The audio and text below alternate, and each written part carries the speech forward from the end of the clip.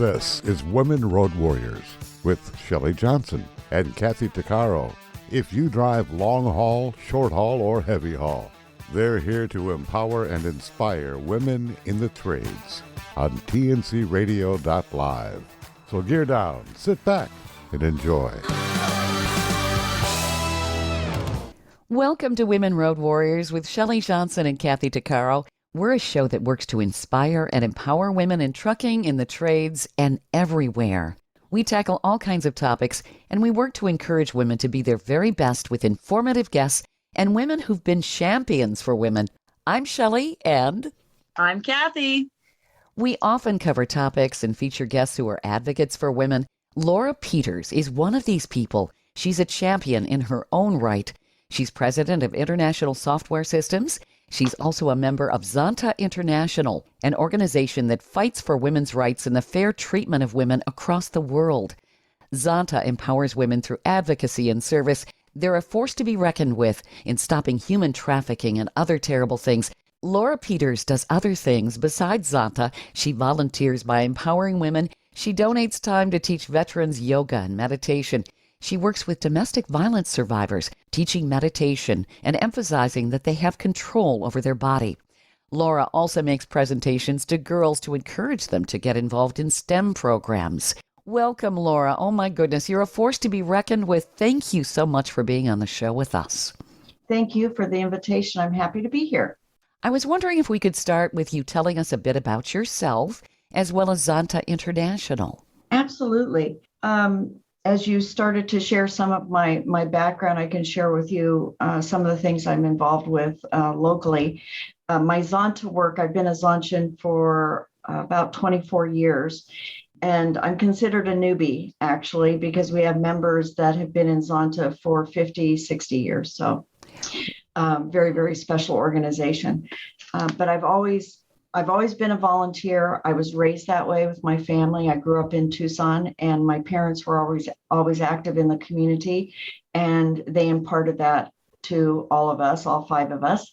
And so I take my volunteerism quite seriously and are always looking for ways to volunteer. And if I'm not able to, try to find, if they're looking for people, again, connecting people to whatever project or what's happening in the community. So Zonta just kind of amplifies that for me. Aside from being a Zontian, I am very active in the community. I am on the STEM consortium with the Girl Scouts here in Orange County. And it all has to do with trying to bring programs to the Girl Scouts to study, to get their badges, but also awareness in the community about how important STEM is. So many of us who are in technology are part of this consortium. So it's great fun. And I was a Girl Scout when I started as a brownie, moved my way up to Girl Scouts, have very fond memories of that. And it's so much fun. And they have such cute outfits now, not like what we had. And they have these wonderful vests where you could put all your badges. We only had our sash, which I still have. I have my Girl Scout pins. My mother saved all of that for me and passed that along to me when she passed away. And so I'm involved with Girl Scouts. I'm also on the board of directors for Veterans Yoga Project. And our mission is to bring yoga and meditation to our veterans. And one of the very special things about Veterans Yoga Project is that we work off of data, quantitative data. And it's all about watching their pain levels before they practice and after they practice. And all of this goes into databases so we know that it's working. We know that veterans are in pain. And our mission is to help veterans manage their pain through yoga and meditation. And what attracted me to their organization is I took some certification for mindful resilience, and I learned that they use quantitative data. It is not just kind of, if the wind is blowing this way, we think their pain is coming down, or they're able to sleep better, move around better, all of those types of things. So We collect that data and how they're feeling before they practice and after practice. And our executive director is a psychiatrist, a PhD, Daniel Libby, and his passion for it. Our organization is just wonderful, and we do such great work all over the United States. We do have some reach over in Europe a little bit, but right now we're really centered on the United States. I'm also a board member and president of Hands Together in Santa Ana, California, and it's a preschool, and it helps children that are economically challenged prepare for kindergarten. And so they have obviously they're certified, they have a wonderful program, dedicated teachers, and they also have another program called Morning Garden, and those children have some schooling in the Morning Garden program as well. I teach the moms and yoga and meditation in Spanish. I'm trilingual, but I use my Spanish in teaching them. And it is something I emphasize, that within that hour that we're practicing, they have control over their body. They can, if they don't want to practice at that moment, they can go into a resting pose. That I'm not there. I'm there to guide them. I'm not there to tell them what to do. But it's very rewarding. I've been doing that I've been teaching them for over 5 years now. Wow. And yeah, This it's really is so marvelous, Laura. Oh my goodness. Thank you. You're a powerhouse of a woman. Yes, Well, absolutely. thank you. But it's so much fun. It's just so much fun. And so, and then I also I am the past president of our virtual chapter for IMCP. It's International Association of Microsoft Channel Partners. I've been a Microsoft software consultant for over 30 years. And so that's my connection to technology. I've done installations and implementations all over the world. I've done them in French and Spanish as well. So you're a pioneer in your own right. Oh my goodness. I guess well, thank you. I don't think of myself as that, but I just love helping people, and there's such a need. I wish there wasn't, but there's such a need in our community, as in every community. And so there's so much that can be done. And so it's wonderful that I get to combine other passions. Like I am a yoga teacher. I'm a 500-hour certified yoga teacher. And so it's wonderful to be able to take that skill and help people through the practice of yoga and meditation, and my technology being able to help.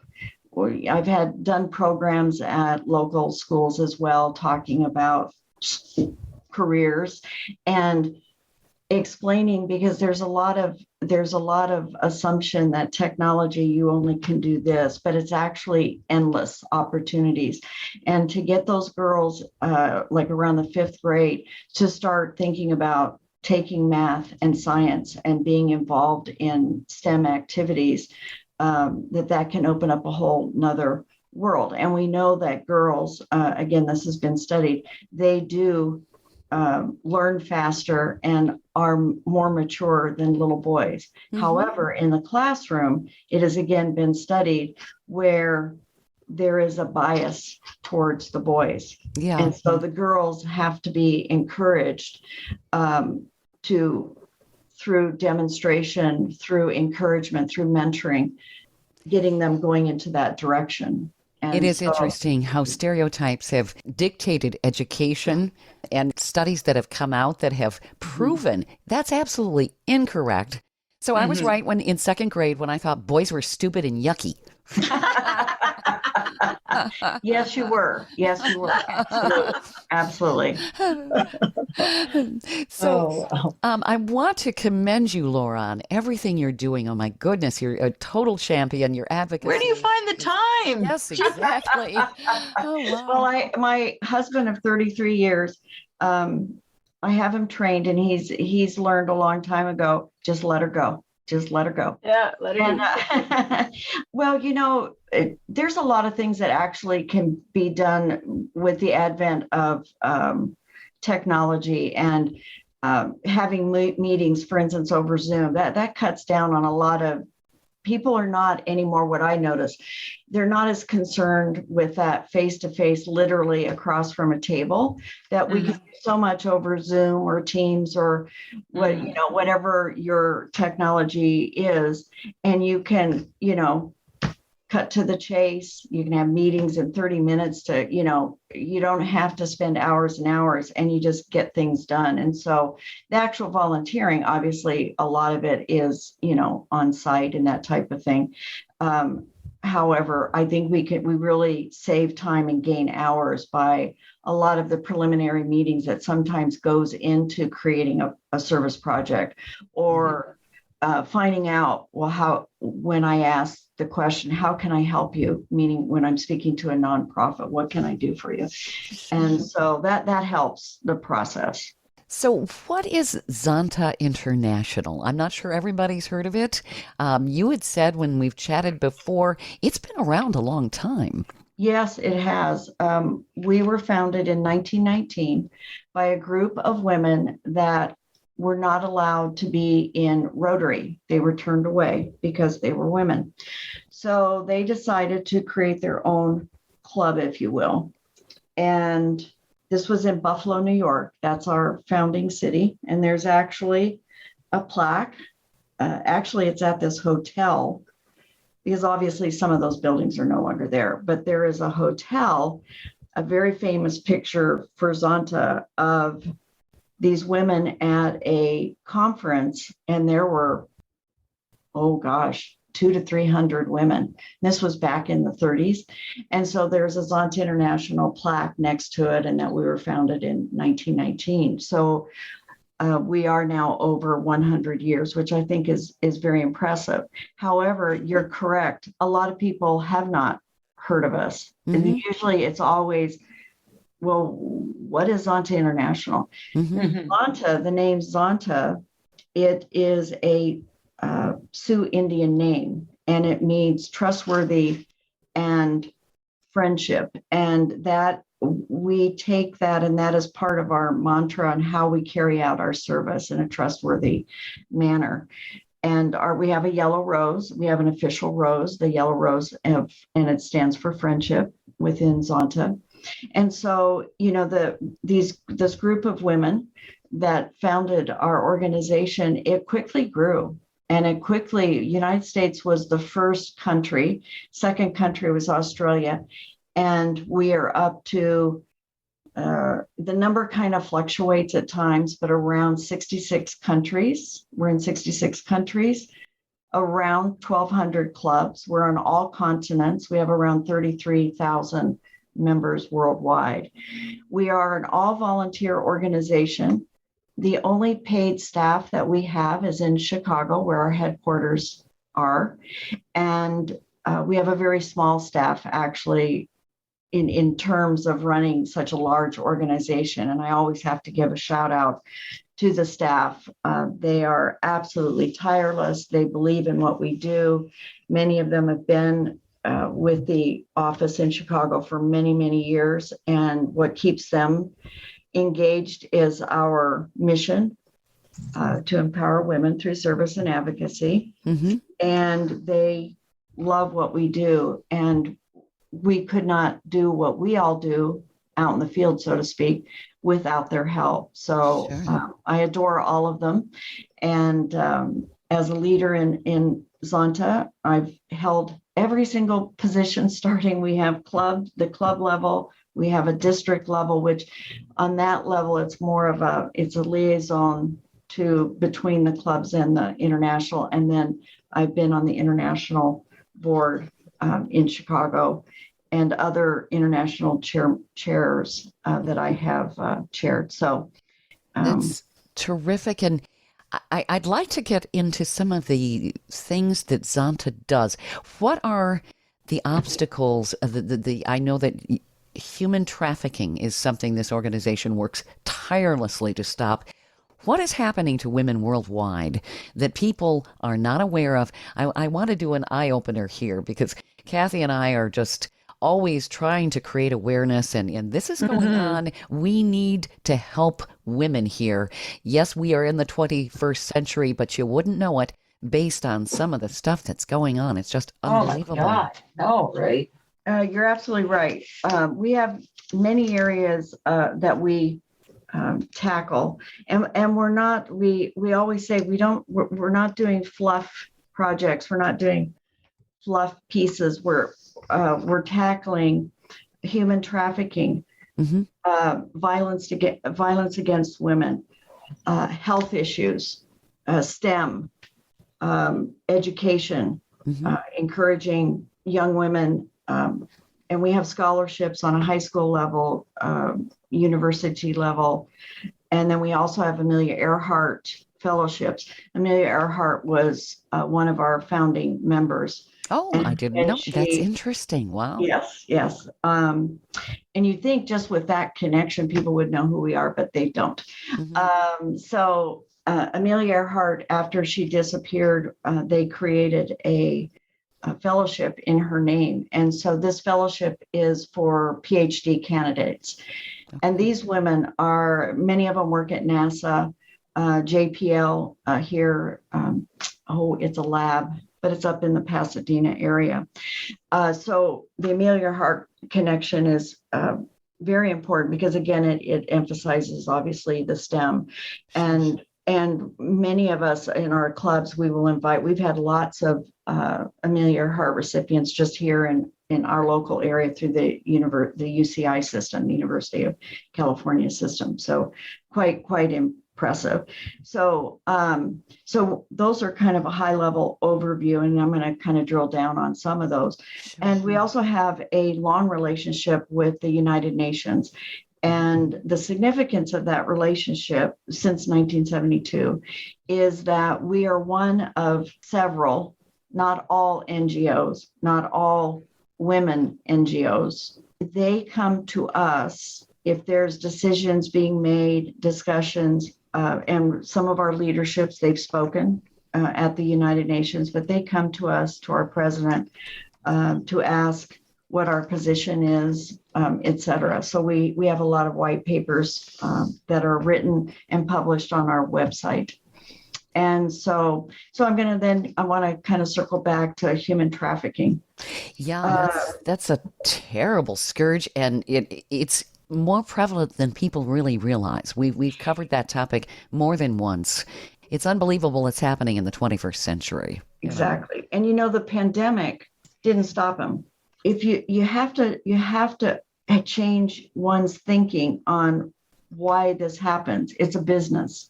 Mm-hmm. And so the pimps, the women and girls, and there are men that are trafficked too. I want to make note of that there's a lot of the work that you've seen, like in Dubai and some of those where they're building all of this, there's men and women that have been terribly trafficked in that particular area. But it's their inventory to these pimps. And so in any kind of business, if you have inventory, you've got to keep your inventory turning a specific number of times. And so that's how they look at it. And if they are not working and making money, then they're not worth anything.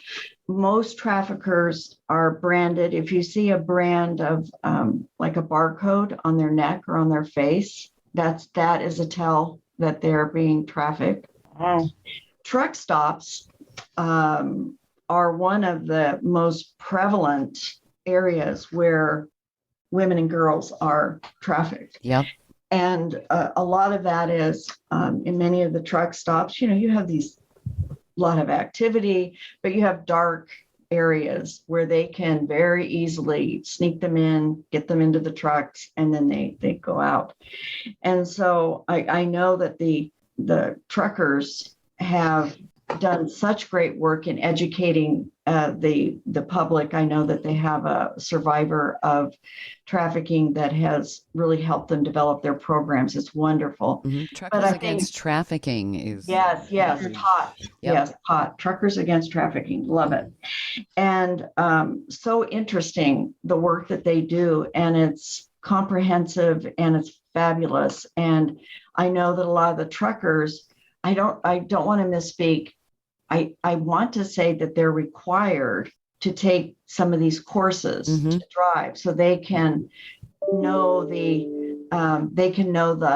signs of someone being trafficked. And so it's very frightening, because you've got, and many times, they give them drugs and make them into addicts and all of that to control them, that they have no one. And they're very good at finding, just like finding girls and women to go into prostitution where they need, and they trick them into thinking that they love them and all of that kind of thing. And then boom, they're out there. Yeah. And so one big event is our Super Bowl. That is a moneymaker for traffickers and providing. And so as long as people pay for these services, if you will, it's going to continue to go on. But during the pandemic, what they did is they swiftly, because no one was leaving, obviously their homes, et cetera, and nobody was out and about, they just went onto the internet. And again, they're slick people. They really played with the psychology of these young girls promising things, or these girls are in home situations that they just want to escape, and they like, oh, this is where I can go, and then they're trapped and sometimes never ever seen again. So it didn't stop them. So it was still going on when we were all sitting in our homes during the pandemic. Stay tuned for more of Women Road Warriors coming up. Industry movement Trucking Moves America Forward is telling the story of the industry. Our safety champions, the women of trucking, independent contractors, the next generation of truckers, and more. Help us promote the best of our industry. Share your story and what you love about trucking. Share images of a moment you're proud of. And join us on social media. Learn more at truckingmovesamerica.com. Welcome back to Women Road Warriors with Shelley Johnson and Kathy Tuccaro. The other little note I'll make, we have money in the bank, literally. And so over the years, that has set us apart from other NGOs, and why, again, we have a stellar reputation in that international community. And I always like to praise us for that and make sure that people know that, because it's, as I said, it's all our donations to the foundation. So you have to be reassured my dollar is valuable, and it's actually going right then to that project. That's so important. Oh my goodness. Yes, it is. Yes. People always wonder where their money's going, and they want to know. Yeah. Right? Yeah. Because there's a big, you think, well, I'm not going to donate there because it doesn't reach the end, right? It goes to all the people's pockets. Absolutely. And I think that is important when you're deciding to either give money and or becoming a member. So our human trafficking projects can be, are on the local level, they can be working with, for instance, I'll use Orange County because I live here. Our club has given money to the Orange County Human Trafficking Task Force, and pretty much every city should have a task force. And that's a way for women to get involved. Look locally if this is an area that you want to be involved in and learn more about, and where they have things that you can work with them on in the community, and they have programs, et cetera. Look to your local city or nearby city and find out if there's a local task force. And if there's not, that can be, hey, go to the police. What's going on? Are the police trained? Our police are trained here for human trafficking. I can't say, because I don't know every city, if they're all trained for that to be able to recognize or be able to handle these types of situations. But we have given money for the website for the task force, and they are wonderful and do wonderful work locally. Another project, and this is another one that can be duplicated in where you live. We call it our soft room project. And what we do is we go in, now we have the police departments coming to us. In the beginning, we were out saying, hey, we can come in and make that room with the steel table and the 2 chairs way more warm for domestic violence victims and human trafficking victims. And so what we go into the interview room and we put a little couch in, we put soft lighting, a chair for a nice, soft, big, comfortable chair for the interviewer. And we put, pretty art up on the wall. If we're allowed, we'll put a basket of soft toys for the children.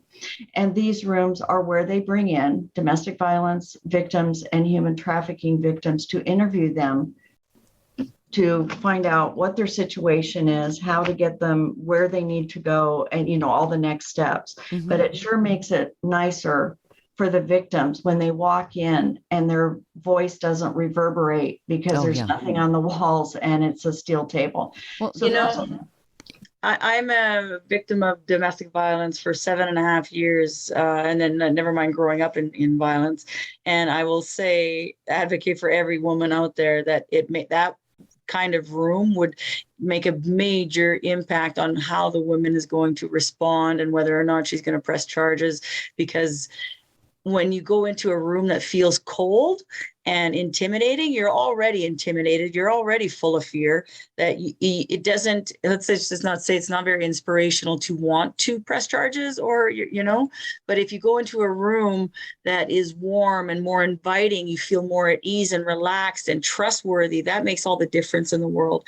I volunteer at the Today Center in Edmonton, Alberta, for the Women's Center, for the Domestic Violence Center. And they have exactly the same thing, what you're talking about. And it makes the biggest difference for the women that enter that room on how they're going to respond. Absolutely. And that is such a wonderful story. My first marriage, I am a domestic violence survivor as well. So it's close to my heart and I relate as well. And it's such an easy project. And it's something that even if you didn't belong to Zonta or you didn't belong to an organization that tackled that, if that's something that, again, your audience are like, how can I get involved in my community? Mm-hmm. Get a few girlfriends, the ones that can decorate and can get real good bargains. Our budget generally is around the $2,000, but rarely do we spend all of that. A lot of times we can do it for $1,500. It's a very inexpensive project, but gather up some friends, or if you do belong in a service club, go start talking to your local police departments. What would you say if we came in and of course they're donating it to the police department and fixing this up, because we again have been given quantitative data back from several of the police departments on what you were speaking to, Kathy, about the result of interviewing them now in a soft room, mm-hmm. and the information, and that they've been able to put pimps behind bars because of them being able to speak openly and not in fear. They're already traumatized, as you were saying. And so anything to help that, and because it's a crime at the end of the day. And if you're able to capture those criminals with credible information. So again, that might be something as your audience is listening to this, of how can I get involved in human trafficking? Would you say that things have changed in terms of how women who have been trafficked are treated? Because I know that decades ago, they were viewed as less than, and as the criminal versus being the victim. Has there been progress in that area? I think so. I do believe so. I think with it's much more talked about, mm-hmm. much more information out there that they are the victims. Of course, if you do engage with a local group that like if you go to a domestic violence shelter, they usually, human trafficking victims are not there. There's other programs for them. Right. But if you want to engage with those types of places, their identities are completely, and many times they do have name changes and reemerge and go on. It does take time, but I think any of that stigma, I don't think it's as much as it used to be. Good. Well, there was even the blame game with domestic assault survivors. Well, you probably deserved it. I mean, this kind of Yes. mentality that was also in the police departments and so forth.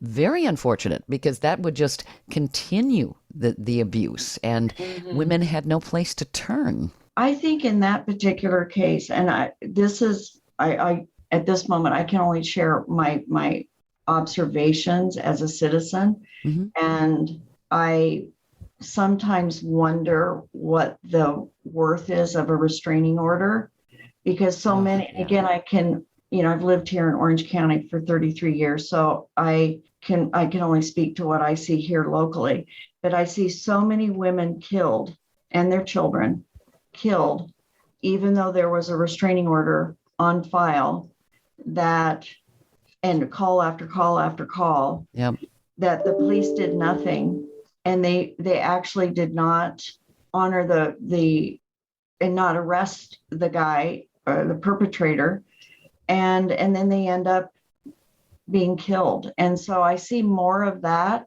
which is a shame, and I'm not sure what the solution is. Is it, it's great, you can go get an emergency, restraining order, but at the end of the day, in many of these cases, these women are stalked and followed and all of that, and it results in their death. Sometimes you have murder and then suicide of the perpetrator. So that is an area that troubles me. Yes, I agree. And it's on the victim to have to go through all of these steps to get the restraining order, and then they'll hear, well, unless he or she does something, we can't do anything. That's right. And you're right, Laura. This just continues. Well, and then it to kind of go to the next, say no to violence. We have a fabulous campaign that we've had for several years, very successful. And what's great about Zonta International is the collateral for all of these projects that I'm sharing about, or areas that I'm sharing about, is clubs do not have to create posters. They don't have to create whatever type of campaign they're working on, because there's all different ways of getting awareness. Is that our organization has a whole section of posters and all types of posters and writing materials, postcards, letters to be able to write to lawmakers, that type of thing. So the issue of human trafficking is both a service and advocacy, because you're advocating for the victims, but also you can serve them by either interfacing with them through their shelters, or with there are survivors that come out and they have books, they give presentations, that type of thing, where people can really hear. When you hear another person who you may have had a shared experience, I don't know, it gives you courage. It gives you hope. Like, okay, if she can stand up there and tell about her horrific, brush with human trafficking or domestic violence, then perhaps the person sitting in the audience, in their heart, can say, hey, I know now where to go, or I have hope of what I can do to get out of this situation. And so there's all different ways of obviously communicating that. So then with our say no to violence, which primarily deals with domestic violence, again, there's all sorts of types of way of interfacing with the public. Have a panel discussion, and a club can do that, or they can have.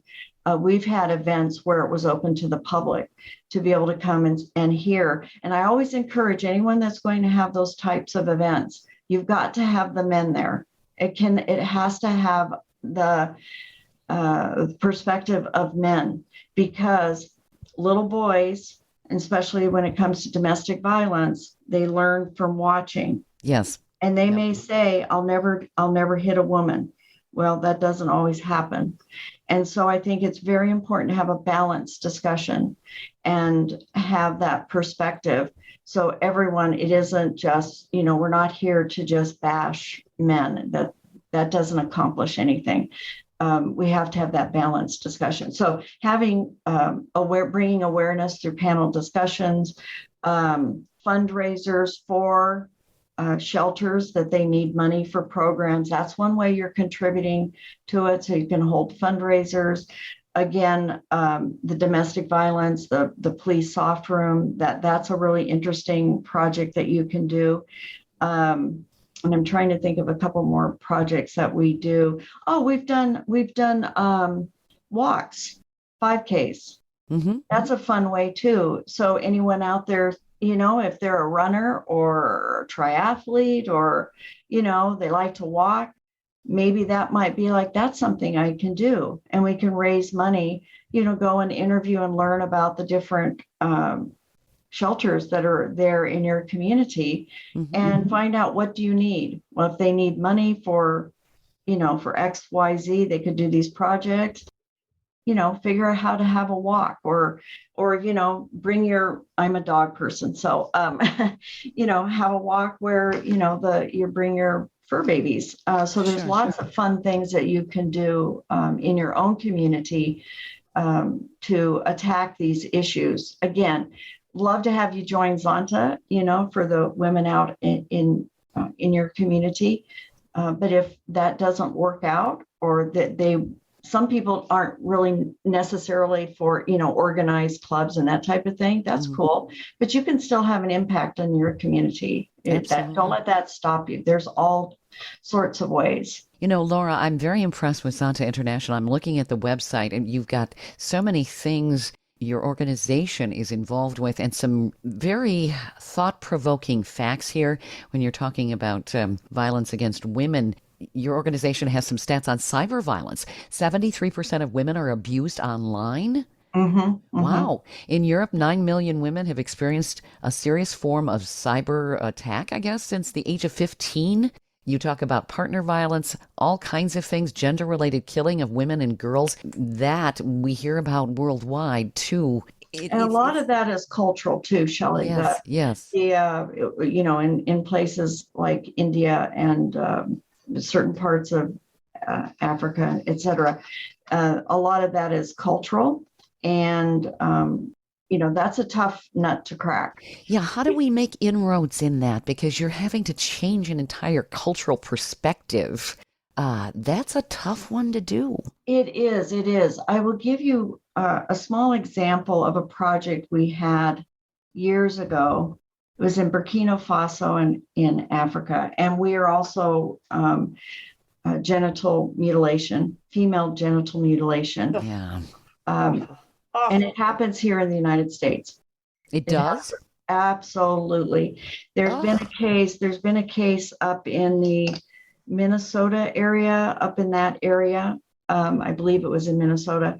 And it was a female doctor who her patients that came in, she would conduct female mutilation on them as little girls. And it's a horrible process for them. And what happened is she finally was arrested. And I believe, thank God. Yeah. I don't know that her trial has come, because I follow, all of this, obviously. I don't know that her trial has come to pass, but for now, it's been stopped. But it's a cultural thing. Well, but there have been women who have escaped other countries to come live in the United States, and they've been able to have reconstructive surgery because they use a very special, it just fits over the index finger, and then there's a tiny blade on it, and they just go in and cut out the clitoris. Yeah, because women are not supposed to have any kind of pleasure. No pleasure. Right. No pleasure. And so, but what happens with that is the scar tissue closes up, all up into their vaginal area. It also can scar up into their reproductive organs. It makes urinating extremely painful. It's just horrible. And so when they try to marry, I mean, you can only imagine trying to have sexual intercourse is mind-blowingly painful. Yeah. And so now there was a very interesting, when we talk about trafficking, why does it exist and it won't go away? Because it's a moneymaker, it's economic. This female mutilation is an economic enterprise in places, for instance, in Africa. And there was a very interesting documentary I saw several years ago, and they had a couple of actresses, I don't remember the gals, that were ambassadors to the particular NGO that they were attached to. And they were interviewing and usually it's a woman, an elder, if you will, in the tribe or village. And they asked these women, why do you still do this? Why do you keep doing this? Because we make money. If you have something else we can make money at, then we'll do that. And so a very stark example of why this goes on, but it's also cultural. Yes. And I come back to our Burkina Faso project of many years ago, and we did have some success there. What they did is the project, Zontians, I want to be clear that Zontians, we do not go and participate in our international projects like on the ground. They've opened it up a little bit where sometimes they will allow groups of Zontians to come and visit the projects, but it's not like us locally here doing our service, hands-on service, because these are all, we have contracts and so with other NGOs to carry out the, UNIFEM and all of those types of related organizations run those projects for us. So on the ground, they had, because in particular, it's cultural, they use the women and men locally to try to go out and educate them on the female mutilation. So at one point, we were told that they brought the tribe leader, the man, who says this has to be done. And so they brought him and he witnessed them mutilating some little girls. And they said he was just shocked that was it. Like, he had no idea what they actually did to the little girls. He just, as the tribesman, just said, you have to do it. And so it's a baby step, but it goes to show you, it's like they don't even know what they're telling people to do, Right. Yeah. Girls are being disfigured for the rest of their life. It's terrible. Stay tuned for more of Women Road Warriors coming up.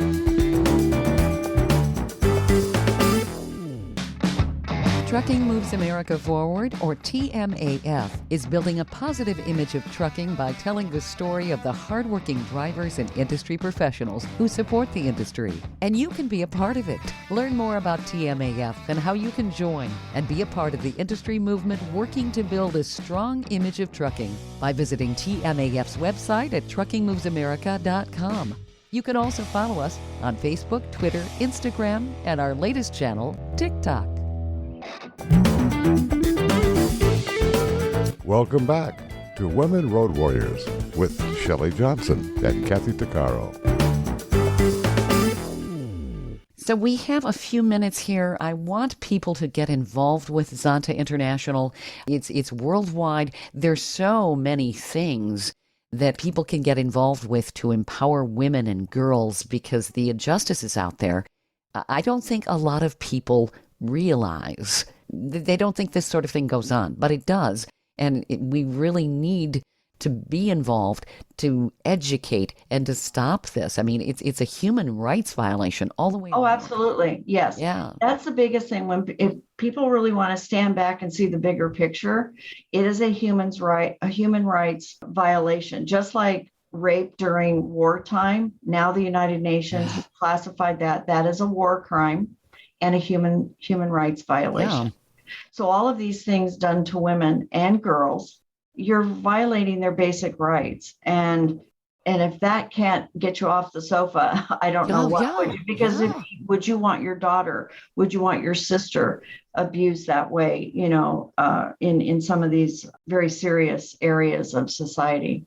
They're passing a law here because I work with this young girl, a coworker's daughter who was raped last year by another coworker's brother. Anyway, I was just with her for the weekend, and her dad was just telling me that they're passing a law that when someone rapes or there's domestic violence involved and they're under the influence, it will not hold up in court. They will not. It's considered it's not their fault for doing whatever they do under the influence. So therefore, the victim who's been raped or who's been beaten or whatever has absolute zero say in court. Isn't that horrible? That's terrible. That is terrible. That's this young Canada. Girl that goodness. This young girl I spent the weekend with hiking a mountain. We were talking. Yeah, she's absolute, because her guy's going to court here, and he's going to be using that law because it's been passed to say because he was drunk and he raped her and she was 16 that it doesn't count. Okay, so drunk drivers, can they use the same argument? I mean, good grief. That's just unreal. I know. And so the dad actually went to the police station and said, "Is this for real?" And they said yes. And so, she's at a loss. She was suicidal, and she says, "Well, what's the point of even going to court?" And so here, I had to kind of chat her out of that. But it's pretty intense. Thank you for sharing that, Kathy. Oh my goodness. It's very difficult for the victim to even want to fight because they're like, well, what's the point, right? Yeah. They go through all that trauma. And Kathy, I'm so glad that you brought that up, legislation, because that's another way of, now Zonta International, we are nonpartisan. So if we have, for instance, if your club wants to bring in leaders in the community, they may be running for something, we must have both sides, both parties, or all three parties or four parties. So we're nonpartisan. So politics, we don't get involved in. Legislation, we can get involved. In our club, we have gone to the state capitol. We have gone to Washington and visited all of our, your representatives. Mm-hmm. And do not be afraid of this process. It's much easier than you think. And you have a voice. We all have a voice. Get out there and talk to your representatives. And a lot of those things too, Zonta's made it so easy for different, if you want to sign petitions or contact your representatives, you just answer your text, and in less than 30 seconds, you can very quickly, all the templates, you just go right through it and boom. Excellent. And then you get an email back saying, "Thank you, Laura, for, whatever." So, right. And so this is very important with lawmakers. The way, but people don't realize this. If it's a bigger organization, it speaks louder. They pay attention. Whether, you can try to write a lawmaker individually, they aren't going to give you as much attention. This is so important what Zonta's doing, because that's how you make the changes. You make enough noise, somebody's going to listen. Exactly. Exactly. And this is so important. You folks are so active in so many things. I understand Zonta's also working to stop child marriage. That's a shocking practice. Some of the stats are absolutely scary. Well, there's states where you can be married without parental permission as early as 15, 16. And a lot of times these marriages do not work out. Again, a whole other thing. Yeah. Oh my goodness. Yeah. So child marriage is actually going on in the United States, in North America. I mean, that's unreal. Absolutely. And it's pretty disgusting. Wouldn't that be considered forced marriage in many cases? To a degree, yes. Yes. Yeah. And that's actually considered a form of slavery. Yes, it is. Because it's, we've had some very interesting speakers we have an interim conference on the odd year because our conventions are on the even years. And we had a couple gals, we were all blown away. One of the gals was part of the Hasidic Jew community in New York. Mm-hmm. And they have their own police, their own lawyers. They don't go to the outside world. and she was married at a young age. And on the first night, he beat her so badly she almost died. Oh my goodness. Yes. What's the Well, youngest age that's allowed? I think it goes down to 14. Oh my goodness. And in these communities, I know that in what are they? They're from Ireland. They go around and they're scammers. They will marry off girls. I mean, they're almost children, and child marriage happens as in other countries. Oh yeah, But as to young put as it- 9, I've heard. Yes, Mhm. absolutely, absolutely. I mean, these little girls are not, and they get pregnant, and they're not developed physically to be able to give birth. They're not, their hips and all of it. They're children giving birth to children. Yeah.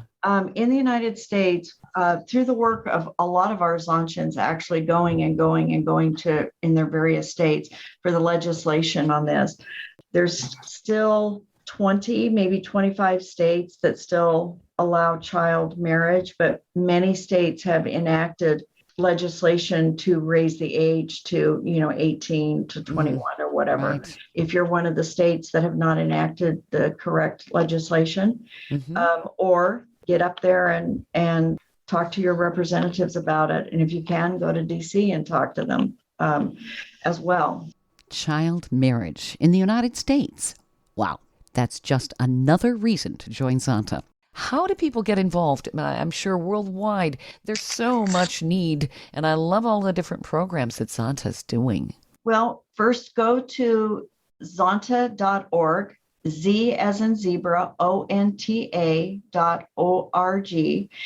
and check us out. And then you can, to find a club, there's a club locator.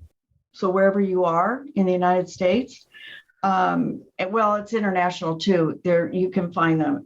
For instance, in Canada, we have great Zontians in Canada. So I got to give a shout out to them. That you can find clubs all over the world. So check us out. Find that club locator. I'm always happy to answer questions. Shelley, you have my information. Always happy to speak directly to anyone that is interested in membership. But everything is on the website, and they can go there, and I think they'll find a lot of great information. You can actually join. We're all about service and advocacy, hands-on service, and let them see what we do best and see the fun that we have and the camaraderie, the sisterhood, because you join to volunteer, but I guarantee you end up making lifelong friends, and it's a fabulous experience.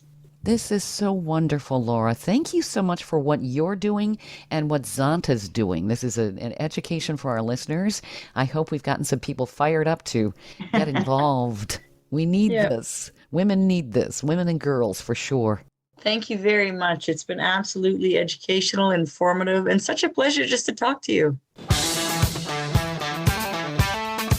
You've been listening to Women Road Warriors with Shelley Johnson and Kathy Tuccaro. If you want to be a guest on the show or have a topic or feedback, email us at info@tncradio.live.